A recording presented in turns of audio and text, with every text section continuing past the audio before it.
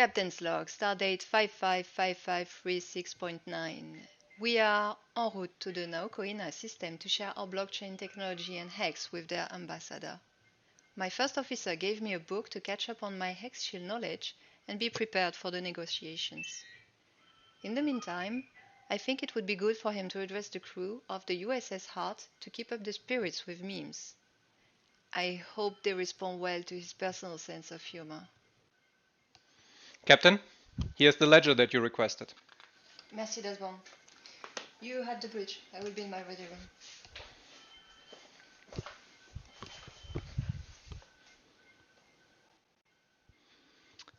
I am the captain now. And with this, welcome aboard the USS HEX. Ahoy, Ensign Cringe is what I'm going to call you from now on. Good, because the cringe is what we're here for. Good morning, everybody. Welcome. I'll be Q then. Let's see who's... You be Q? you look like you. Awesome. Hey, who's in there? Sam, BC, Footsteps, Hex on Air, Weekly Alpha Memes. Yes, that's what we're here for. Hi fam, Dougie, Sandy Beach, and Sandy B the dude as well in the house. Wolle77, Avalon.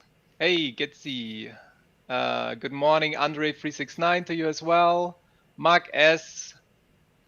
So many people are waiting. Tintop, yay. Crypto Journeyman, SE as well. Spock is back. Yes, Spock is back. Get me out of here. God damn it, Spock. I'll change you. Yes. Thank you. I'm a streamer, Das not Spock. a goddamn... Exactly, Das Spock. Yeah. Streak is broken. We are back to Wake Up Late show. What? Yeah. We were on time. Completely on time. Yep. Yo. The Pulse Tube. Welcome to our show. Yellowtail. Mr. Prophet, Di Marino. Yes, everybody in. So, welcome aboard. It's time for memes. It's time for updates. Emphasis on the board. On the board, yeah. I'm the chairman of the board. What happened? We wanted to discuss so many more things, but we just ran out of time last stream. There was so many more things. So, what did you miss? What did you want to say last time, DJ and Papa? I knew last time. I forgot now. Time moves so fast. I think we were delving into Icosa and the Hedron, yes, and, all that. Story. Yeah, at the very end, right? Yes. Richard in Miami. There were let's start with that. So there were lots of partying. He met a lot of people on the airport. He went on a new shopping craze with new outfits. Like I don't even know where he gets all these outfits from. It's kind of crazy. From Kareem. Yeah. This is the man to shop for. Yes. And with, yes. Let me bring up like I liked his universe kind of freaky random t-shirt the most. Universe? Share screen. Yeah, he had like a sci-fi one. This one. Oh, little galaxy splashes. Yeah, galaxy. There. Yeah. And then he met Trevor. Okay. It looks like he's talking to Mr. Costa in that last picture. Embedded names. No, Trevor. Yeah. Met them. You're bad at names. They were shopping. Bad at pronunciation. You're bad at reading. You're bad at costume design. You're bad at a lot of things, man. That's right. Yeah, but I'm so bad at it that it's good again. That's funny again. That's a good point. Yes. And then he met a Phenom investor, I guess. Who? I this don't guy's a musician. Really know who that is, though. I don't know if it's good or bad. I'm here with the man, the myth, the legend, Richard Hart, the creator of HEX, Pulse Chain, Pulse X. Richard, if you give 3 pieces of info, isn't it the guy who wrote the book? Don't trade. The second hex book? Don't buy stuff with admin keys. You got to buy stuff where you hold your own keys. Don't let anybody else get your keys. Not your keys, not your crypto. You heard it here first. Thank you, man. Appreciate it. Jeez, Richard looks pale as fuck right there. That must have been a filter on the camera, though. He looks like a baby. He looks like he's never seen the light of day. Yeah. He looks normal in other camera shots at the same time here. You can see it was the camera settings that whatever that was it was, that cameraman should be horsewhipped. Yeah. Yeah. Thanks out to these shoes though. I thought he might have been the guy. I just can't track of everything anymore. These crazy shoes though. I mean, yep. What and hands. Crazy shoes. Zoom in on that one. Those are galoshes. They look like some Dutch. Where's Beardley? And they're probably like $2,000 or like something. Some Dutch wooden shoes. That's how they look. They look like $5. Clock, looks like rubbers.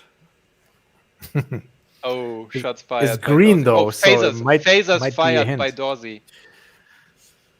Might be a hint at green candles. What are those? Does that mean Hex is gonna be green candles from now on? Green because we are at the bottom. Yes. Bottom is in. It's the buy signal, definitely. Personally, I like the shoes on the left. Yeah, they're very sensible. Smart, yeah. Smart. Yes. There you go. Ben, hold on. Fresh. You mean incoming? We outside. We outside, yeah. Let's get it. This is a compliment. Shades off like Wait. Hold on a second. Still, are we size appropriate there? Because yes, because it fits. It fits. It's a tight one. It fits. It's a tight one. Okay. Yeah. It fits to the body. Okay. I will never understand fashion. You don't have to. Yeah. All I understand is whatever you're wearing down T-shirts. It needs to be taken care of. It's the only thing you need to understand. T-shirts. RH looks slimmer. Should be our slogan. Hey, Sandy Beach says RH looks slimmer, and I guess that's what he's going for. Hey, he is. He is. He does look slimmer a lot. I mean, especially if you look back like some of the streams where he's really on his max, like he came a long way. Well, he's had COVID twice as well, so that definitely takes. I know from experience that takes about 5 to 10 pounds off your gut. Right. There was a party. There was a show. There was everything. Lots of people. Okay, so I see that Dollar Cost is wearing Versace, and Kareem is wearing, I don't know, a gold chain. A gold chain. But he has the Pulse X sticker, or what? How do you call that? A pin. A pin on his head. On the hat, yes. Nice. No scarf. Yes, proof of scarf, or else it isn't Kareem. Yeah, true. Dorsey, very good point. We are going to beam up a very special guest right into the studio. Amazing. Yeah. Riker out. I'm Chicote. I'm just missing the... Chicote. Chicote. the face tattoo, yeah. Got the wrong ethnicity as well, but it's okay. Yeah. Oh, we're so nerdy. And then... I don't want to deal with this anymore with the Star Trek, please. With the Trekkie. This is... Look at that. You know, nobody mentioned it in the show, but those microphones are the same size as a Red Bull can. As a Hexos? I was so sad that nobody brought that one up. Ah. But I didn't see it live, unfortunately, so I couldn't. I only watched it after the fact. Oh, wait. Sandy B, the dude, says Kareem is wearing Versace as well. Well, I'm so glad that we could settle that because I would have lost sleep if I would have not known this. So thank you very much. Yes. And here he is, the man, the myth, the legend, the mystery, Gary. Funding Gem, the onboarder of onboarders. We were just talking about your shoes. Welcome. Yes. we prefer them to Richard's. Yes. Yeah, He's a character. He said he felt naked, so he didn't travel with hardly anything from Europe, and he had to make up for. He's like, oh, I've only got this watch and nothing else, and I don't feel baller. So depression was setting in. So of course he had to get the green galoshes to make his mood better. So they were galoshes. That's what I thought they were. They were like ridiculous price for whatever it was. Are they $5,000 per galosh?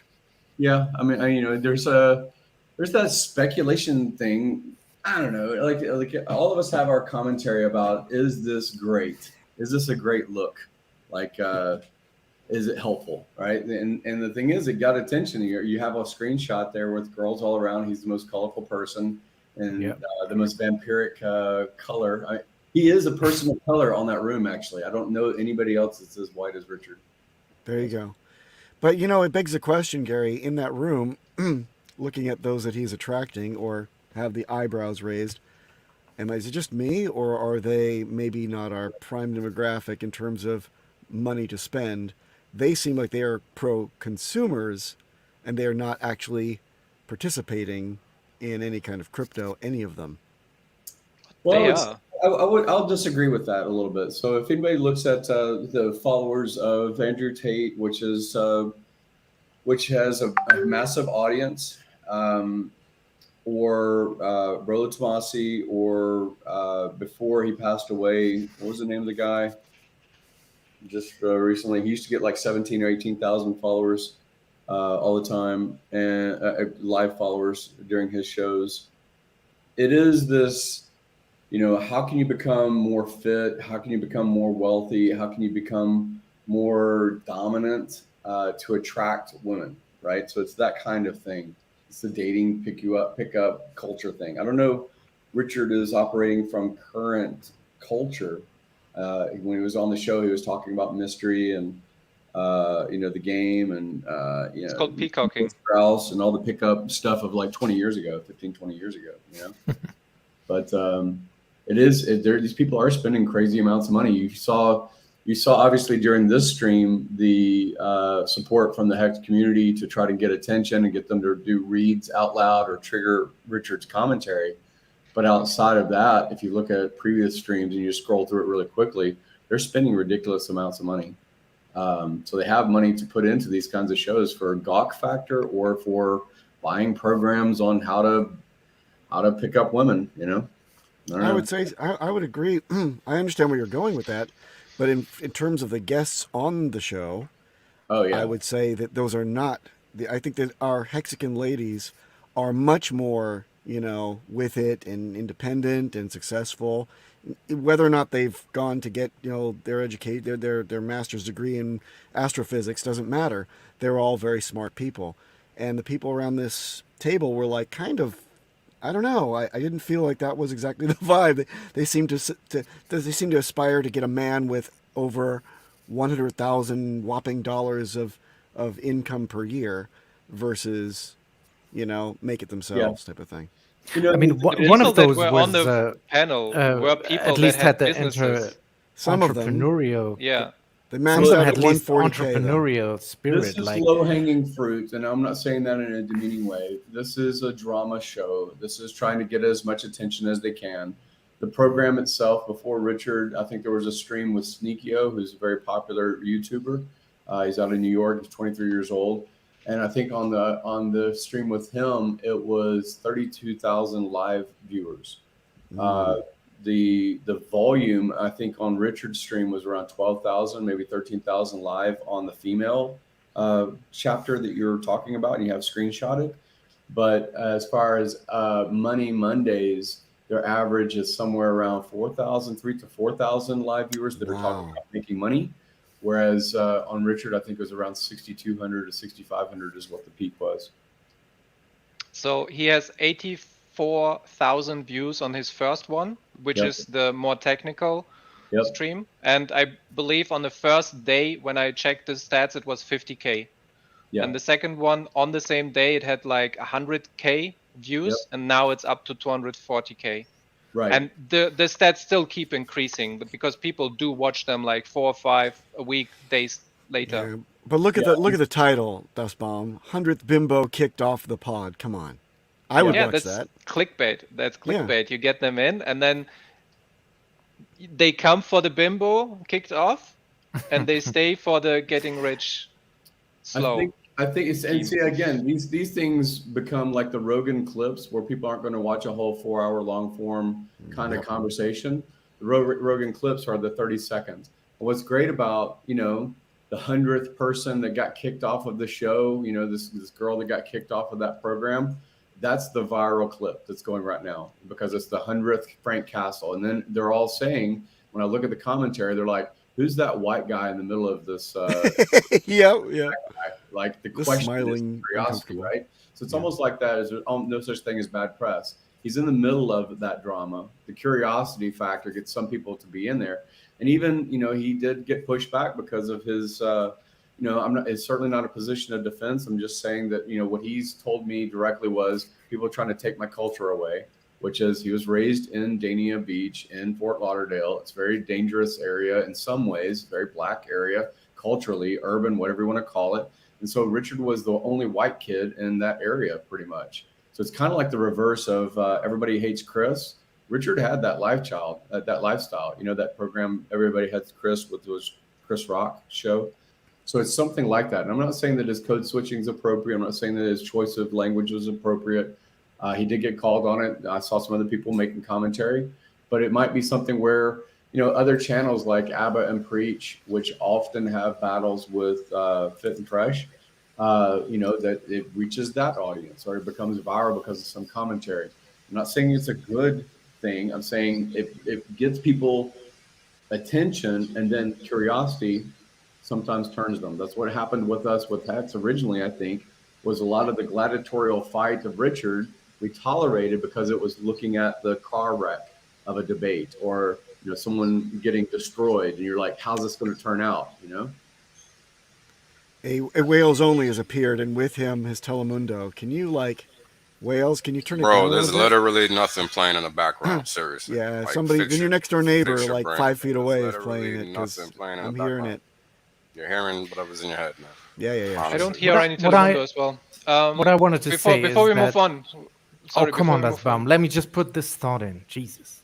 Okay, the one lady that got kicked off she was sharing a kind of an entrepreneurial story that she was running 5 Airbnb properties, and then they went a little bit into that business situation, and then came out that she didn't own them, but she leased them from like richer property owners. And sometimes on these shows, they go into this kind of entrepreneurial real estate kind of stuff. So why not present like HEX to them? Or I think it's probably worth tapping into that viewership, that audience, if that is what their usual topic is about. Do you understand what that business model is? It's not an entrepreneurial thing. It's an old type of, hey, I would like to be your property manager through Airbnb, and I will simply be there to make sure the cleaning crew comes afterwards. And if the people have any problem getting the key, I'll do that too for a cut of the business, which is but 10%. There was no Airbnb 20 years ago, so it is new. It's rather new, which means that she's rather new to the game. Actually, that and it takes a bit of guts and not really to step into that. Well, I mean, again, so it depends on how you service. It really depends on how you scale it, because my friend Sean Rockagich makes over $5 million per year from managing 400 or 500 Airbnb properties, and he doesn't own a single one of them. All he does is he leases them from. He'll lease a block of like 8 or 9 apartments in a 200 or 300 unit space, and then that section of that apartment area will be all Airbnb. It'll be like Gary, that's an actual situation where they manage. What I am saying is that she's just like a super host.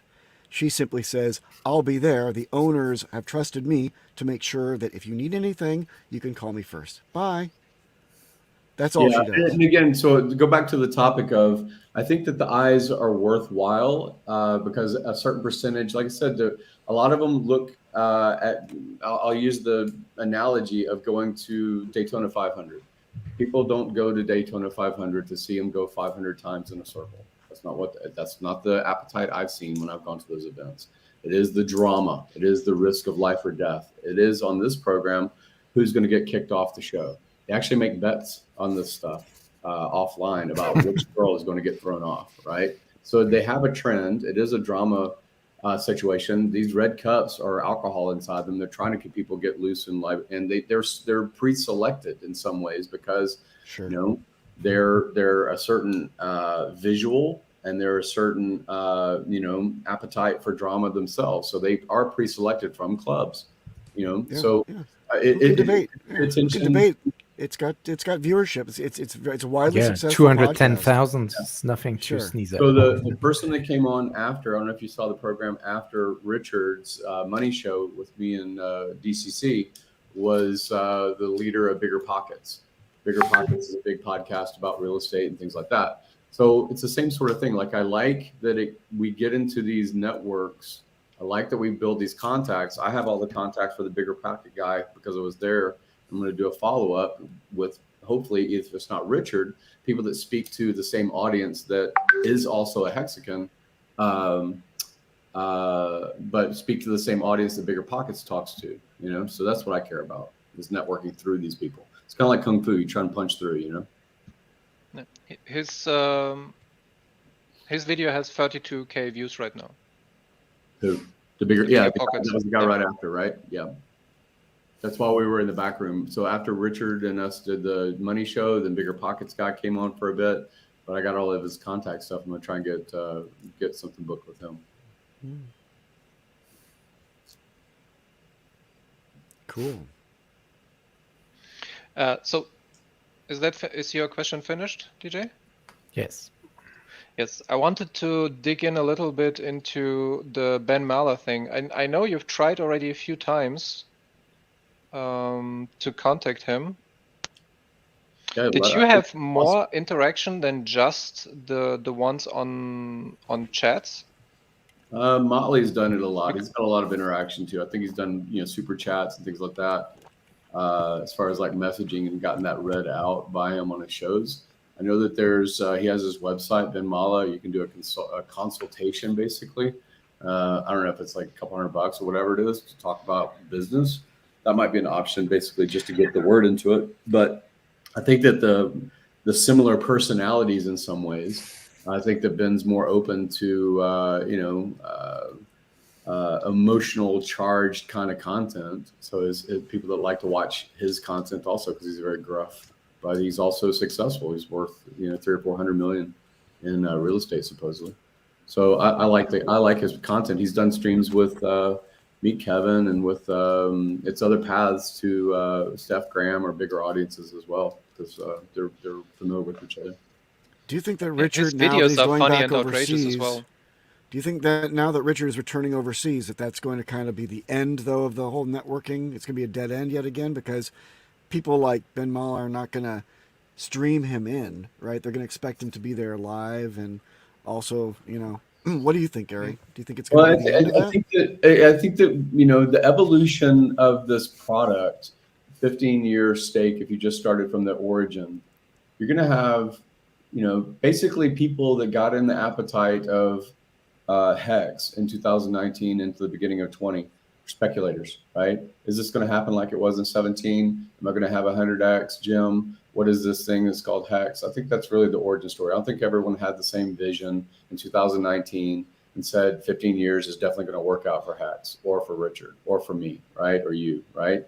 So I don't think that that's the story in truth. I think that some people staked. I think some people stayed liquid. Some people participated and built out websites and stayed anonymous. Some people became public. So we had this morphing.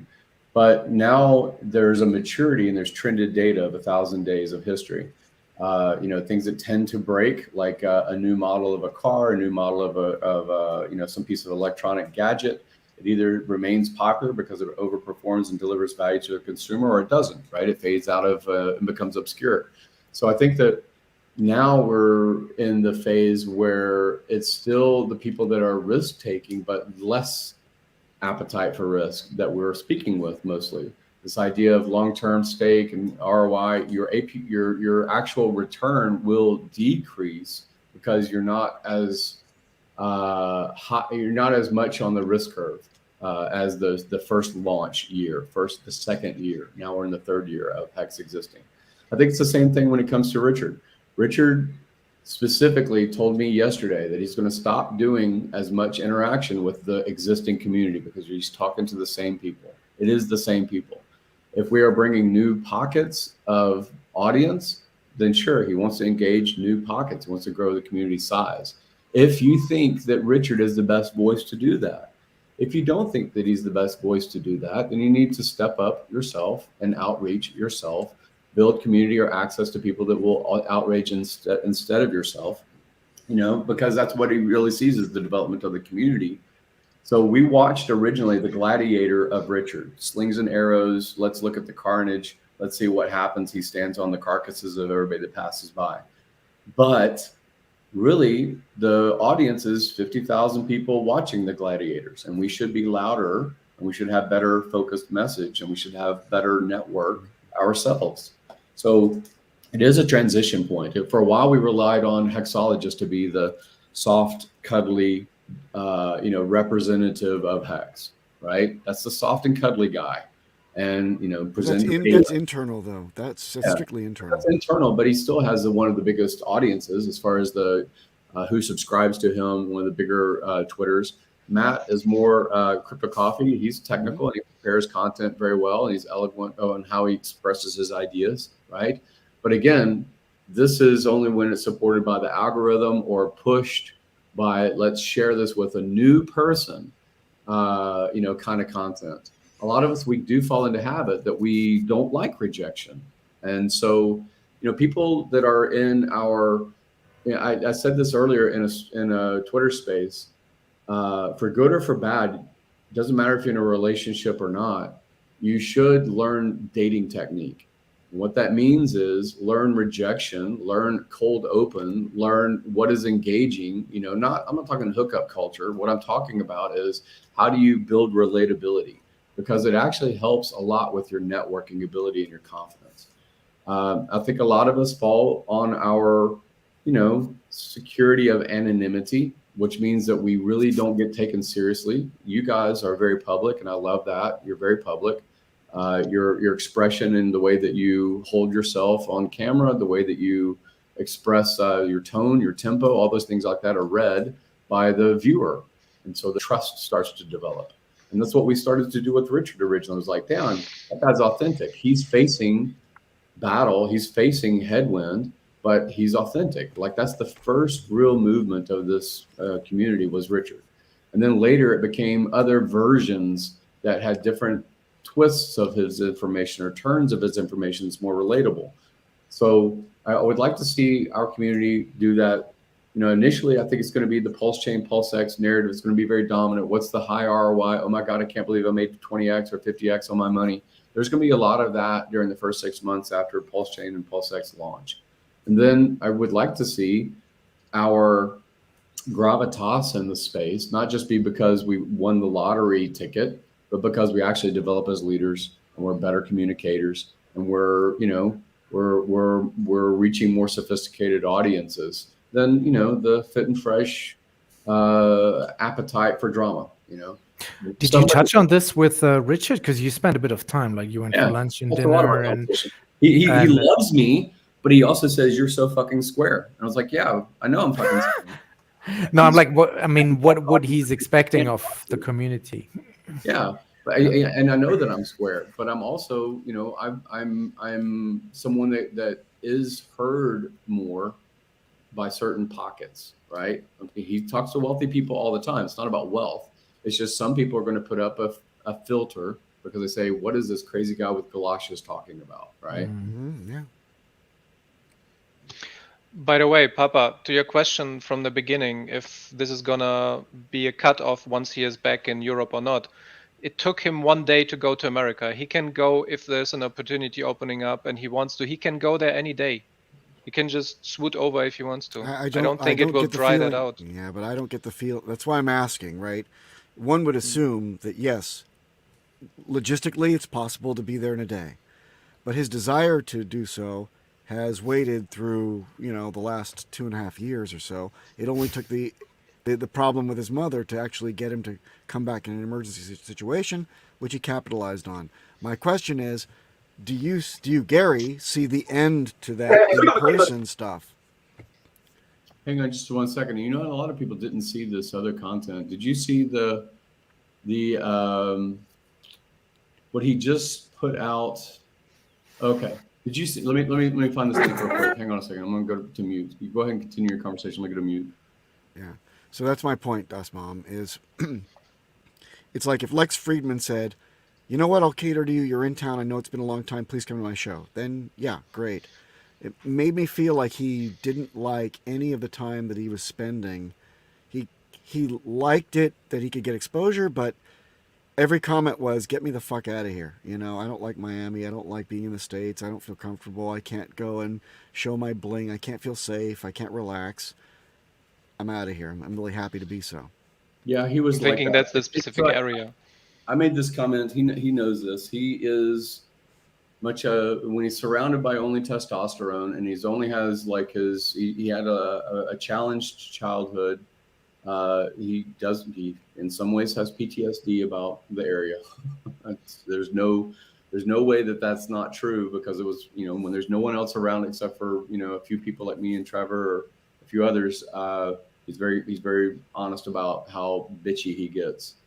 He gets very, you know, not the best guy to be around in those situations as far as his complaint factor, but you know, it's worthwhile, it's useful, it's necessary, and he did a lot to do so. You know, it had been 15 years since he'd been in the United States. 15 years. It's a big deal. Anyway, so let me share this link. I think a lot of people haven't seen this particular link. It's on a time hack, but it's Fresh, which is got his own other channel. Some of the content has Richard in there as well. If you want to play that, it's probably okay. It's in the private chat? Yeah. Yeah, it's in the private chat. There's a link, YouTube link. Please don't watch the whole video and screen it for yourself before you put it up, Dustbaum. It's fine. From that second? Yeah, from that second. 4 minutes? Okay. I've already screened it. It's okay. Oh, I mean, yes, sir. There we go. Thank you, brother, for the cut. Love, always love. Hard, man, hard. Shout out to Korean, man. Yo, the Hex gang is in the building. Yes, Hex boys are here to stay. About to be educated. Pay attention. Where can they find y'all, bro? What's your Instagram? Where can they find y'all? Kareem Majito. Karim. There you go. Majito. And y'all know Miguel already. All cost crypto, baby. Let's get it. And who do we have here? Hey, Richard Hart. How are you doing, brother? Much love. The Richard Hart, owner of the world's largest diamonds. I've heard so much about you from watches, Kareem and Miguel. Podcast gonna be fire, bro. Red Bull size people. There you go. And who do we have here? Gary Woods. Hey, Gary Woods. Investor, startup accelerator. Everything about crypto. Fire, bro. All right, guys, let's head to the podcast. Let's get it. Fire show, guys. Some behind the scenes. All the girls jump on that and they go crazy. I actually know a couple of tricks. Oh, you do? I do. No, we don't want to see it though, do we? Miguel, we want to see this? Yes, we do. Uh-oh. Here we go. Brace for impact. Earthquake. Live in studio, baby. Whoa! No way! All right, guys. This is podcast, man. Fire show. We did one earlier, Money Mondays, regarding crypto and Hex itself, and the founder of crypto of Hex, Richard Hart. Miguel was there as well. And you did one with the girls, but how was your experience, bro? Man, I thought the Fresh Fit podcast was a lot of fun. Yeah. As a founder at Hex.com, you showed a lot of respect, and like the girls, they was fun. And when someone got wild, you know, he was like, "Hey, you gotta go." And truthfully, people get real excited and real anxious about these kind of things. That man and woman dynamic relationship, for a lot of people, it's the best pleasure or the most pain, and people get real, you know, Offended by it. Yeah. They afraid to talk about it. I think we need more shows where girls and guys actually get the truth out in the open, you know? Yeah, facts. So I respect the show. I like it. Now, I only been on seen one episode, this one, but now, I don't know, man. I might have to check it out. You give some good takes, man. I'm not gonna lie. I was kind of shocked. I was like, man, how does he know all this stuff? That's pretty cool. You gotta read all the books, brother. You gotta read all the books. I love that iced out AP, man. Hey, man. Listen, not compared to your wealth, but it's pretty nice. It's nice. Those diamonds are not gray, brother. I see a lot of really gray bust downs, and those are some very white, very sparkly. I like them. Listen, man. It's like honeycomb, you know? Yes, sir. I love diamonds. I own the world's biggest diamond, and I think the white ones is way cooler. Mine's a BBC, big black carrots. Y'all heard that, BBC? It's true. I haven't said that word in so long. So to hear you say it, Richard, is an honor. Because listen, man. I know CEO gang, It used to be BBC gang, so there you go. Yeah. People scared to be real these days, man. That's true. Everyone's trying to make me talk more. I'm like, yo, this is how I actually talk. Like, you know, I'm like, hey, you don't like it? You ain't from Miami. If I had a barbecue, you're welcome to come in. Thank you, sir. Thank you. Can I come to the Bethune-Cookman reunion? That comes down here sometime. I'm not that American Black, so I don't know about that one. But barbecue's fine for me. All right, anytime. All right. So, Miguel, any words for you, bro? Hey, man, no, dude, it was a pleasure, man. I'm so happy I was able to make this shit happen, dude. I've been wanting to get Richard and fucking Fresh and Fit hooked up for a long, long time. Yep. And this is one of the rare times that Richard's actually come to America, which is great.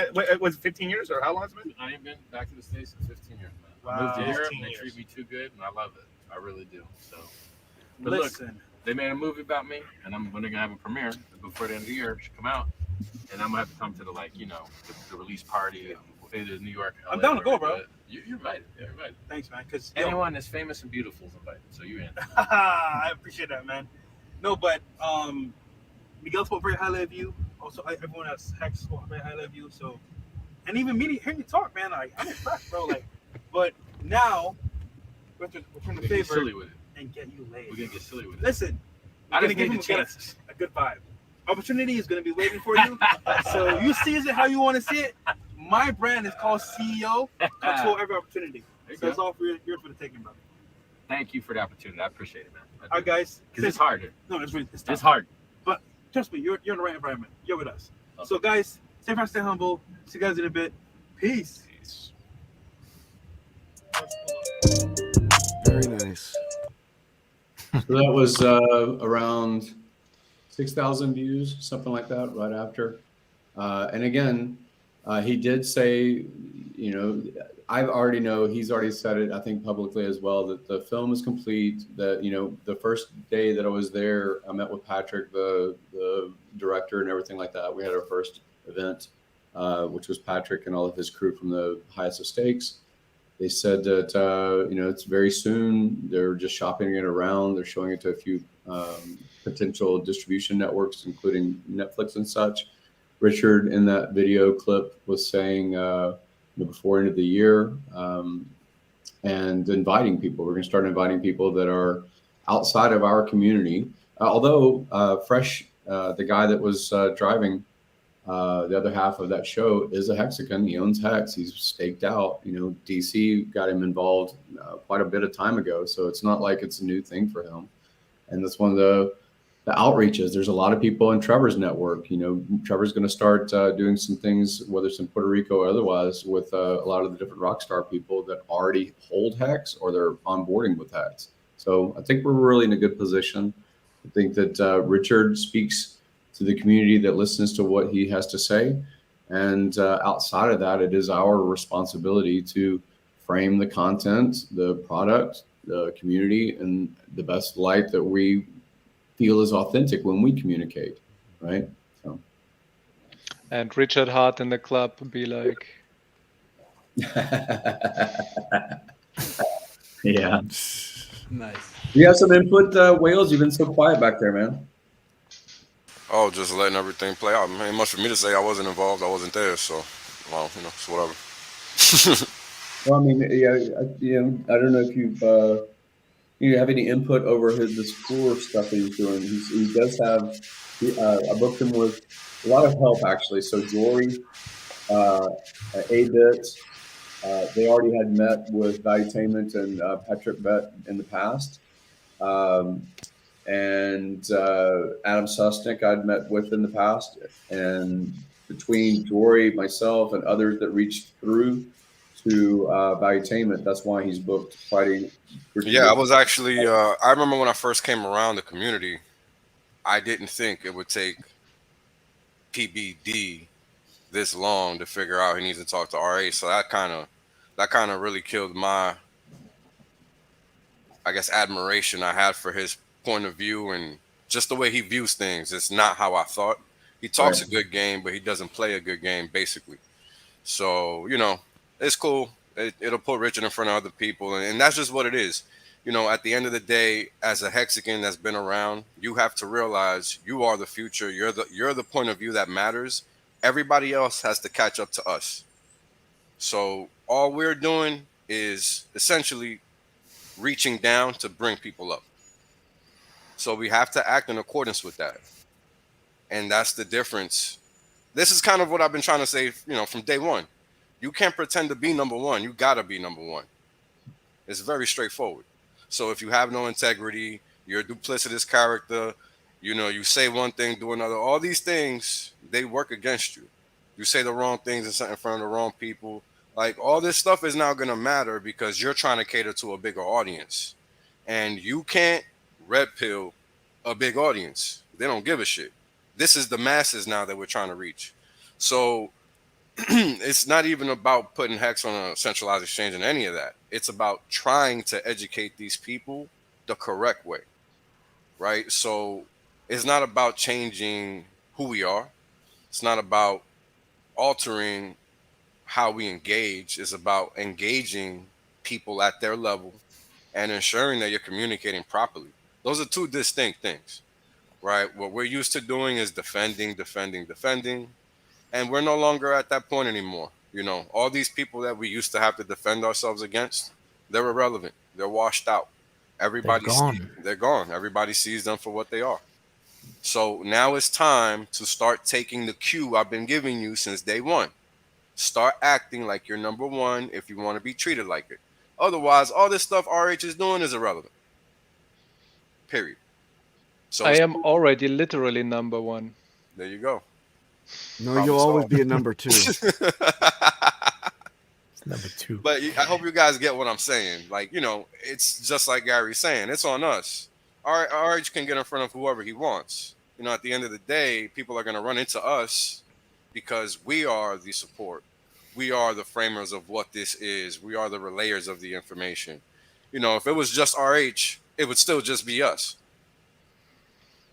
It wouldn't be anybody else because there's only limited people he can engage and interact with, and people can be receptive towards him, right? And these are things we have to understand because, you are responsible for your pocket. Nobody else. This is what crypto's about. So it all ties together, right? But it's also about authenticity and integrity. Like, sure. I find it sometimes personally very off-putting when I see people trying very hard to be like Richard in the community. That's like that's a little Richard Hart. So when I find that off-putting, I'm also sure somebody on the outside would find that off-putting. So 100%. It's kind of what Gary said. You have to be like, be like you are, be real, and also what we put out on these streams, we got to be about what we say, and that's how you gain the trust, I think, of the people, and that goes much further than trying to imitate his 100%, man. I think it's interesting, right? Because we're at a very interesting point in time where people that are reeling over the last 2 years are looking for authenticity. They're looking for what they have not had maybe in their entire freaking life, right? Because that's where we're at. People are reaching a point in time where they're in a position of do or die in many situations because cost of living and all these different things. So they have to find, sources of information that are really going to help them. A lot of people find themselves in this position nowadays. So that means they're going to seek people that are not going to feed them BS. And once you cross that line, you can't really go back, right? So our community is actually getting bigger before we even realize it's gotten bigger. Because that kind of drive that pushes a person to seek information to attain success, it's hard to thwart that drive once they're on that path, right? And I think that's how a lot of us find ourselves in the position we were in before Hex or in Hex, right? Because me, for example, I was searching for what I didn't have because I was looking to improve, and that brought me to Hex. Other people were already very successful before they found Hex, ended up finding Hex through that avenue, right? And there's just different variations of you being determined to find something that just yields some value, right? Everybody isn't searching for that. They think that they are. And there's Excuse me, Wales. Yeah, Wales. We got to give a shout out to our boy Crypto King who just dropped us 1,000 Japanese yen. Oh, shout out to Crypto King. It's a lot of How money much is that? nowadays, Like bro. How much is that? Like It's $1? like not. It's about $8.50. Should It's a be lot, Nice. it's a lot of money for him, though. It It's is. a big thing. That guy made a huge effort in order to get this hat to Richard. I think there's a post of him wearing the cap. But shout out to Crypto King. He did a lot to get the thing shipped to where I was at, and then I was able to get it to him. So that's cool. Also, what's even funnier is that the truth is on our side. Like, we have almost 1,000 days of performance with HEX. We don't have to make up any stories. We don't have to paint any castle in the sky to convince. It's all it's all there in black and white. 990. 10 more days. You should also look at the origin story, the clean launch that they like to talk about when it comes to Bitcoin. Their relatively clean launch. And then the enigma of Satoshi, participation up until a certain point and then gone forever, anonymized. The community around Bitcoin had to take that position. This person might have written a white paper. It might be a group of people that did it. It might be, anybody, right? So this enigma. And then you look at the launch of other things that have become relatively successful, like Vitalik and Ethereum. His transition to being, I'm just going to be talking diplomatically instead of some of his earlier origin, 6 or 7 people that launched Ethereum at that time. Richard has to do the same thing. He doesn't have to do it today. He doesn't have to do it tomorrow. But Richard won't be in the picture as much years down the road for whatever reason.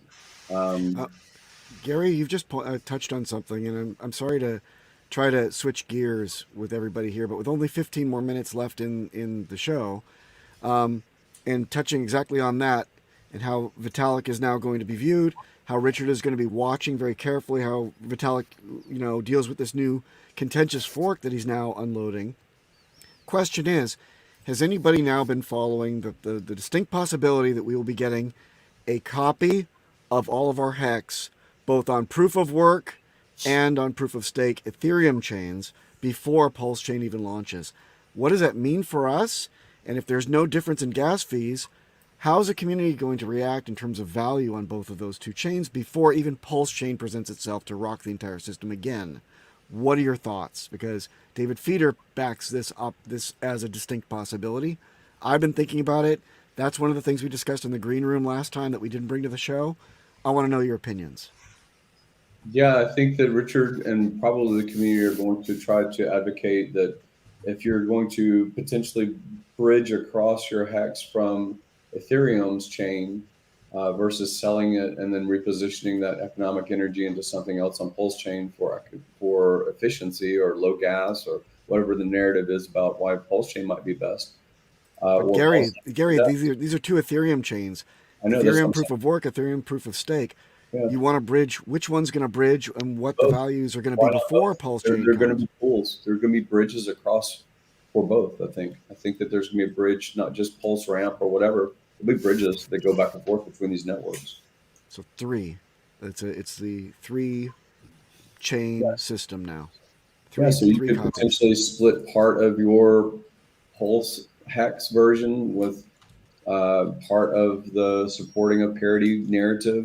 If you believe that the proof of work chain will be effective, I think Justin Sun or his people are the ones that are going to be launching that, right?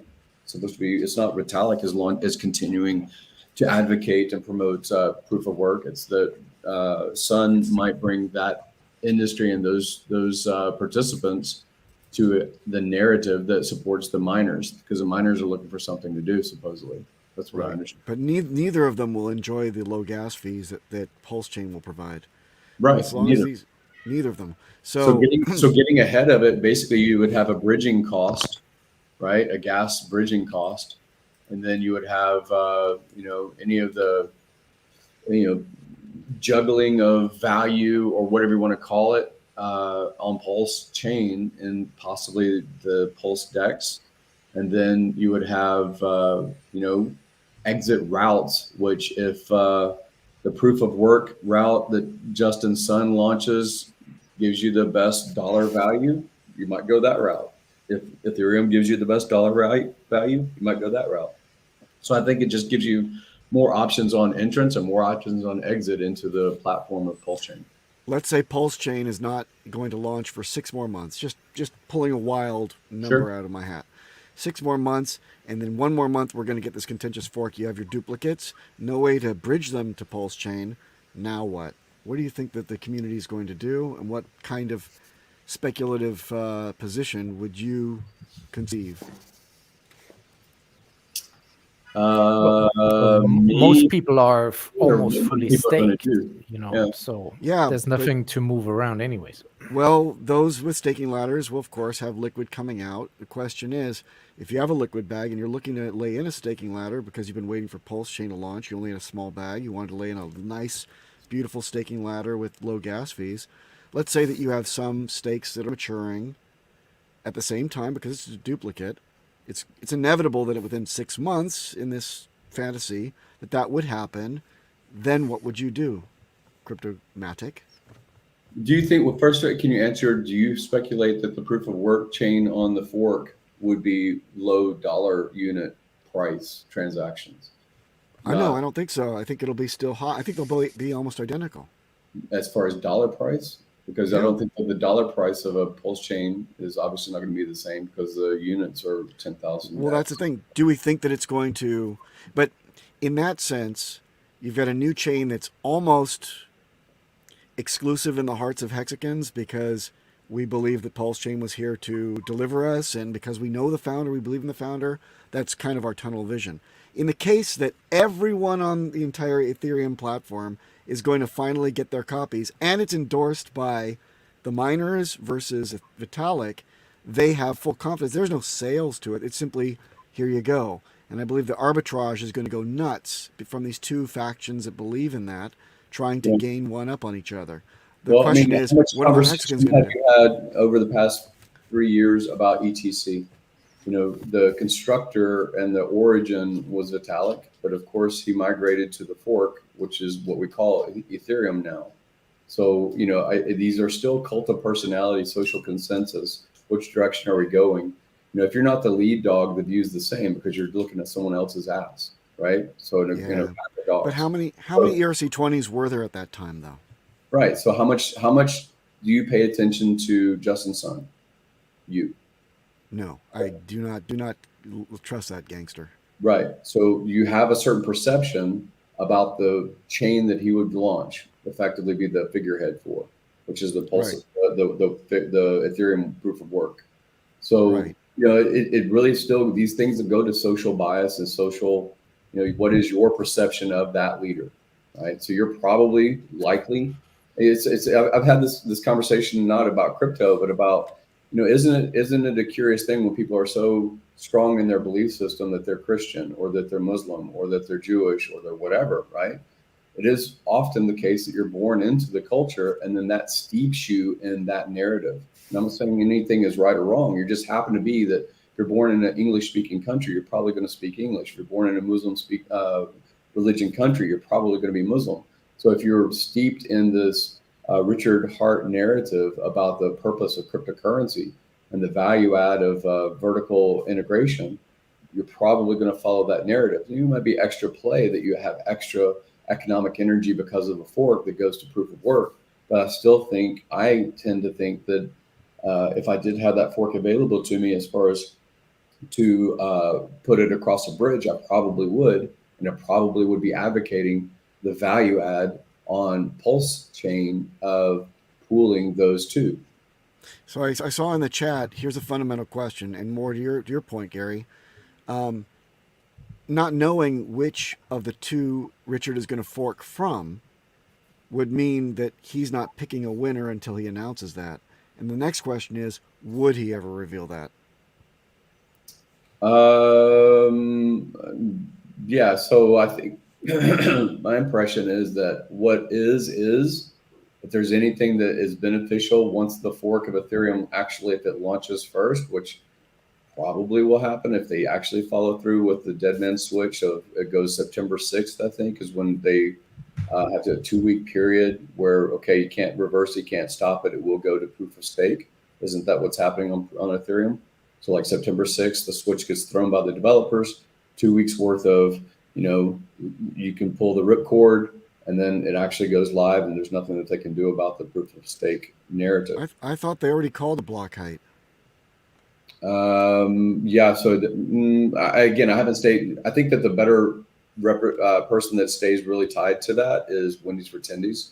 He really stays really tied into what's happening on Ethereum. But it doesn't matter. But continue, please. Yeah, I think that there's a switch, and inferring, if not directly, from Richard, is why wouldn't you want to see what Ethereum is going to do? Why wouldn't you want to pay attention to whether there's a code flaw, whether there's a community soft fork and division, as far as narrative of, the miners are pissed, but the proof of stake people love it, whatever it is, right? And which one is Vitalik going to throw his brand behind, right? So I think it's worthwhile, but I've never gotten the impression, even though this is a new narrative from Sun's group, that they're going to do a proof of work and continue proof of work. I've never heard anything, even inkling from Richard, that paying attention to that from his perspective is useful, because he's always going to be proof of stake narrative anyway. So I think just looking at, it's just like if you look at the new Ferrari and you haven't finished your new Lamborghini design, you probably want to see what the Ferrari people are doing and see how the market approves of or disapproves of the new design of the new Ferrari. You probably want to take those cues to build into the product that you're developing. I wouldn't say that it's purposeful delay. I would say that, while you're still A/B testing, and while there's, it's not going to break, you got to think about it. How many people want Bitcoin to fail early on? Probably a lot of people. How many people want Ethereum to fail that were Bitcoin maximalists, and they had said this shitcoin called Ethereum is out there, or Ethereum Classic, whatever it was called before. So there's a lot of people that say, man, they're taking our narrative, including Richard when he was a maxi. These people, Ethereum is shit. It's just a platform to launch, scams, right? They're still saying that. Right. They still say that, right? But then you have to look and update your worldview at what is actually getting economic energy and getting belief behind it. There might be one religion that rules them all. Probably not. There's going to be tribalism because we are human beings. All of us have been around for millions of years in our ancestry. And yet all of us don't eat the same food. All of us don't speak the same language. All of us don't have the same religion. All of us don't have the same belief about where to put value or store your labor, right? All of us don't have that same thing as a uniform, homogenized world. We are tribal, right? And so Richard looks at that too and says, okay, how are we going to get the market share? How are we going to have a narrative that benefits the ecosystem that's being developed? Okay.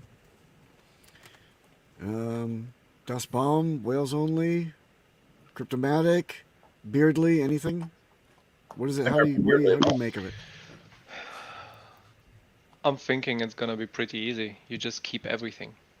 Yes. Yeah, that's what I was Same thinking strategy. about. Just keep everything until you sit actually know on what it, happens. see what happens. There's no real Why would reason you want to play? take so Why much would you want to risk. play one over the other? But I am interested in what's happening on the east side. It's an interesting situation.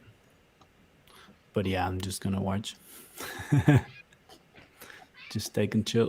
Does the miner actually feed the narrative that this has more value? So if it's mined versus security, they would say security. Yeah. They would say that the network is more secure. That's all.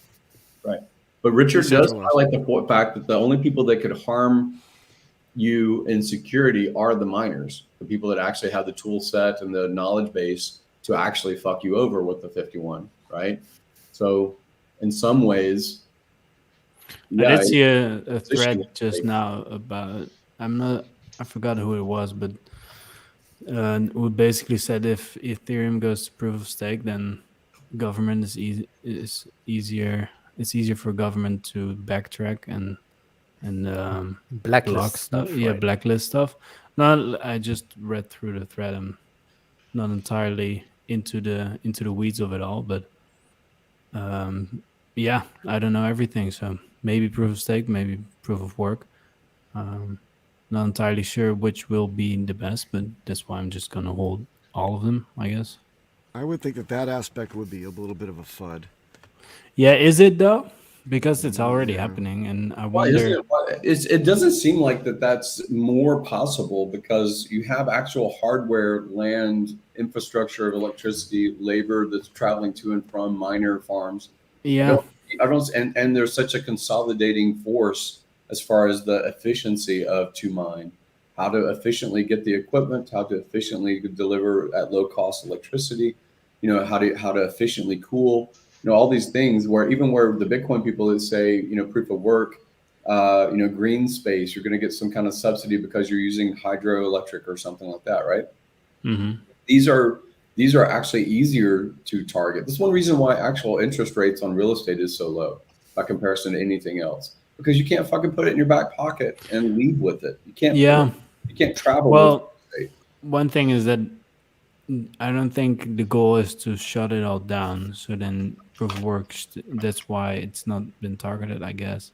But if you have proof of stake, it's easier to control everything, I think. How's it easier for government to control a proof of stake narrative? You can just rotate this validator to another one. Yeah, that's true. But if you're in this world, if you're running it out of Nigeria, that doesn't have, it just becomes regulatory arbitrage. Well, like I said, I don't know enough. It's the same reason why CZ moved his company over and over and over because of regulatory arbitrage. It just becomes another. Maybe someone in chat knows or someone here on the panel, but I read something about the proof of stake that the validators include past blocks, and that proof of work only works on the block that is minted. And therefore, it's easier to backtrack further down. That doesn't make any sense. History. I don't know, man. But I read something like that. Talking about the nodes on. Yeah, I think that was his angle, that the government or whatever takes over as many validators as possible, and therefore they then run the chain or have a say. And well, the government you just increase the validators, and then the validators don't have to be in US. So okay. Yeah. Here's what the government did, in Gold's situation. Gold's situation was a way of doing settlement between nation states. And so those nation states, even some of them store their gold outside of their own nation border.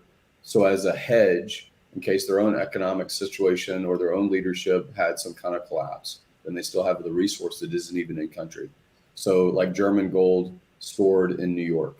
Right? I think they had 50 or 60 tons or something like that. Mm-hmm. So you have these, these X marks the spot. That's where my gold is while I'm doing other things, and it's secure over here or secure over there kinds of narrative. So when people say as a government, I'm going to take it away from you, what happens to the price of the thing that's being taken away from you? Does it go down or does it tend to go up? It tends to go up. Drugs got taken away from you, price on the street goes up.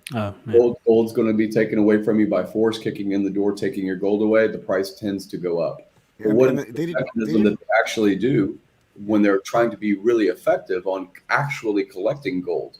They overpay, because you can print dollars. You can say, I will pay you, even though the market's only paying you $30 for your ounce of gold, I'll pay you $50.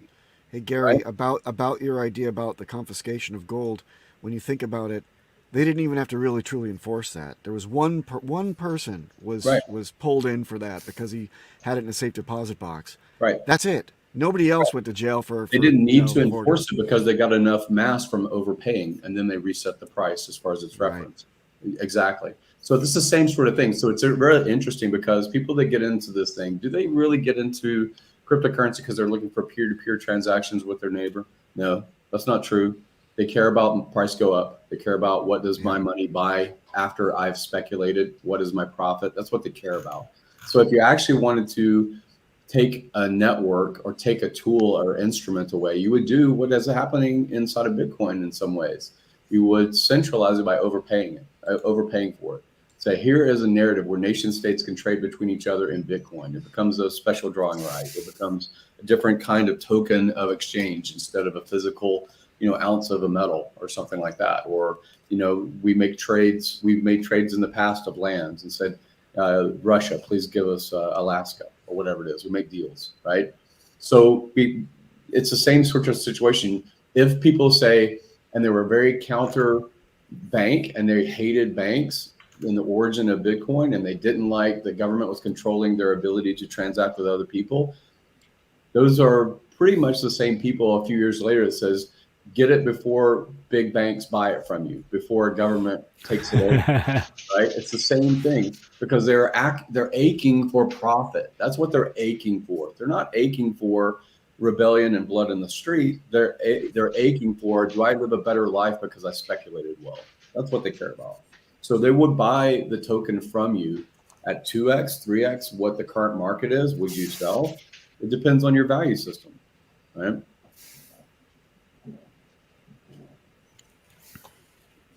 And I do also see that the same guy coming with the points also points out a lot of that DeFi that's not DeFi. Like all the stuff that could just like with admin keys and like Aave blocking other people that have touched the Tornado Cash stuff. Like all that shit is also just funny to me, that it's easily just shut down. And I just laugh while my T-shares are printing more money. It's really funny as well. Yeah, and the whole fact that you can block addresses by sending them ETH from Tornado Cash is hilarious to me. And I just saw another post that is very interesting to me, where it said like there was this step plan of how you could liquidate everything that's on Tornado Cash, because you can send everyone just this little bit of ETH from Tornado Cash. That's a giant risk, man. Like you could literally do that. Yeah, I think Papa and I talk most about compliance, regulatory, taxation, things like that, because we care about those things as well. We have other assets that have crypto.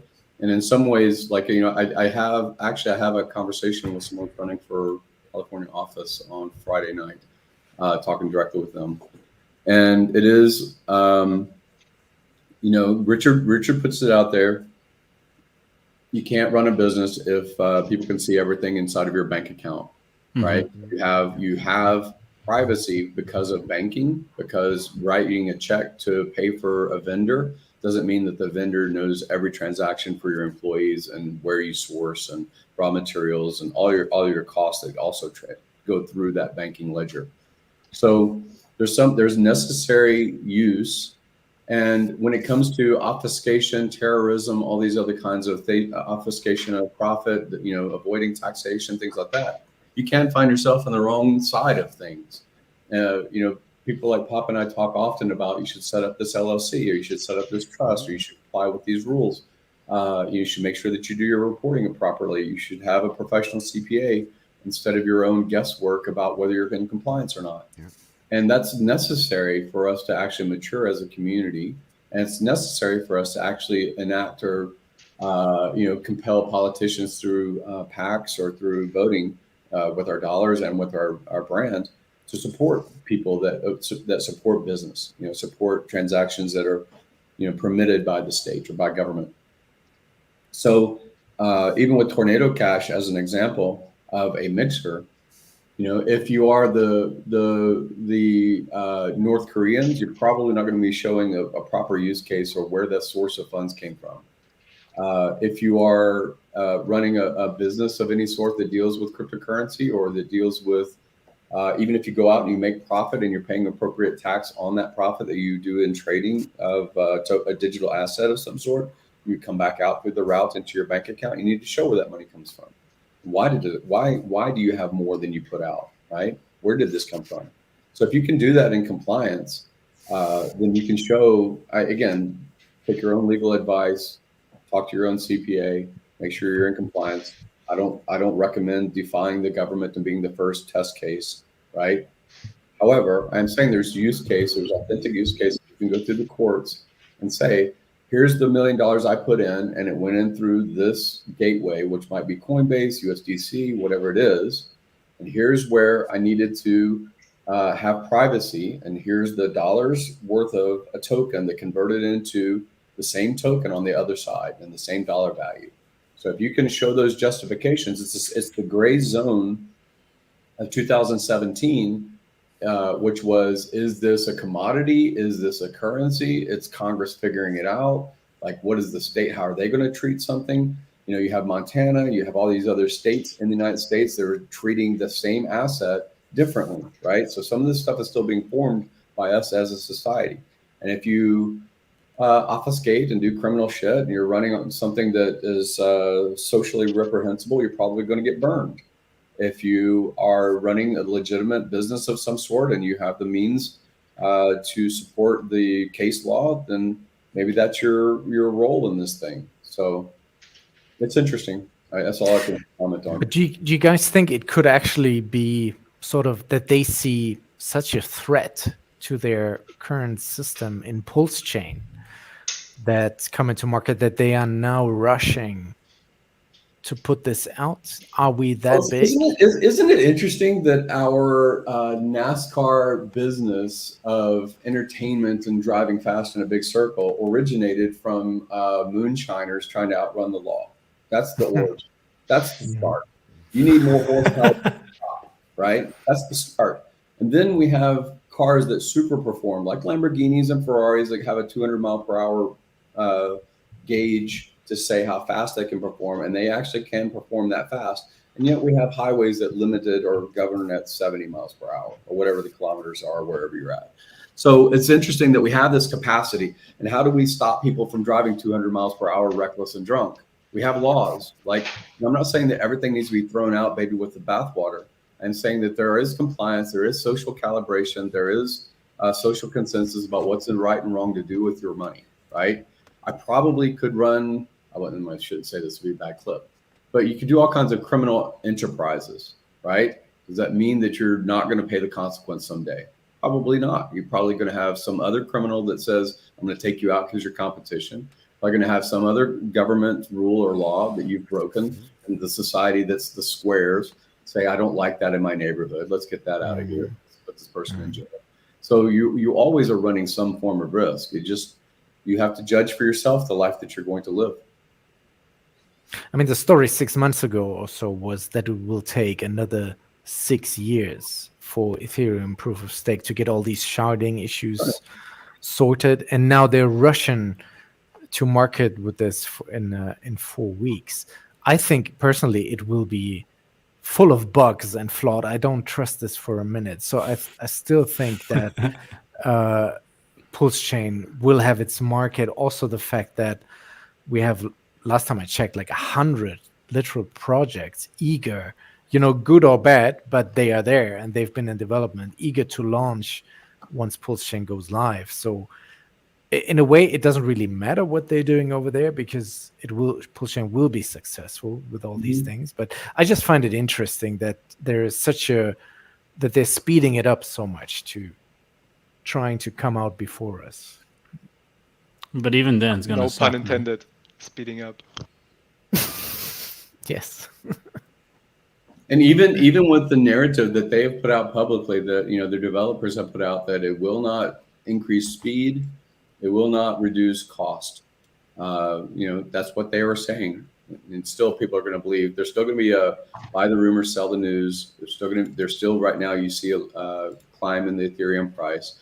Ethereum very likely will flip Bitcoin's market cap. I don't know, very soon. I think it will. Because there's just more things as far as what you call it, utility, speculation, scam, whatever you want to call it. There is more available. Those gloves. Anyway. Yeah. It's an interesting bear market, man. Once that happens. It is, yeah. It's an interesting one. That's for sure. But yeah, it might be actually interesting what you said, Gary, that Ethereum will probably go up to the news and then sell down again. And that's the interesting thing. Like Ethereum can still have news and new stuff coming out, and Bitcoin still doesn't do anything. Mm-hmm. I'm surprised that it's still up there. But we said this in 2017 as well. Anytime this can happen, Ethereum above Bitcoin, but now it's actually becoming very clear that why isn't it even on? Yeah, but why is it even on number one right now? It doesn't make any sense. And it's something that they could do. They're seeing all kinds of ideas around them, and actually, in some ways, it's beneficial that they are so incredibly rage-filled over Richard Hart, because it blinds them. They already have a locking feature. You can already lock up your Bitcoin inside of Bitcoin wallet for a certain time lock. You can already do that. It only takes social consensus to say that we're going to alter the code in this way to give yield. Out of the 2 million Bitcoins that are left to be mined, whatever it is, I think there's like 19 million that already exist. There's all kinds of things that they can do, because these are, at the end of the day, whether you think Bitcoin is immutable or not, there are core devs that can change the code. There are miners that can have consensus. The product of Bitcoin can morph. It can. It has a possibility to morph. It's not locked. These are just socially enforced. And so they could put a yield component in it, but they are blinded. They are in a lot of ways blinded. Yeah, so as long as Richard is outraging and pissing off Bitcoin people, I'm fine with it. It would just wither away, in my opinion.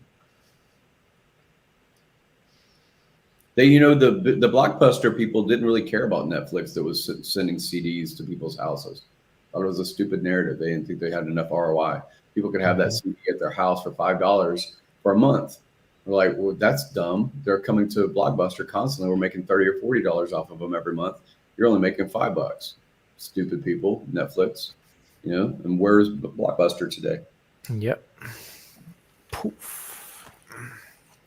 It's the same thing that happens with a lot of these networks in general. IBM was super dominant in personal computing tools and things like that, international business machines, and they lost the plot.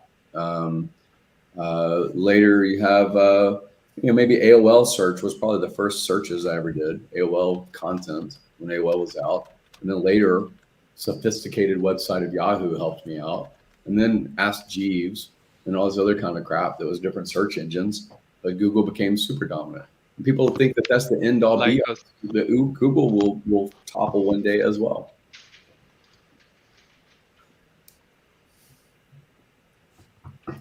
Anyway, you rapping? Yeah, guys, what do you think? Should we call it a in the can moment? It's been a great conversation. Thanks for coming on, Gary. Thanks, Gary. Yeah, thank you. Good stuff, man. No. Well, we're gonna do it like Blockbuster. We're gonna vanish into the night. Bye, everyone. Thanks for joining us. Enterprise things next time. No more Enterprise. No more Enterprise.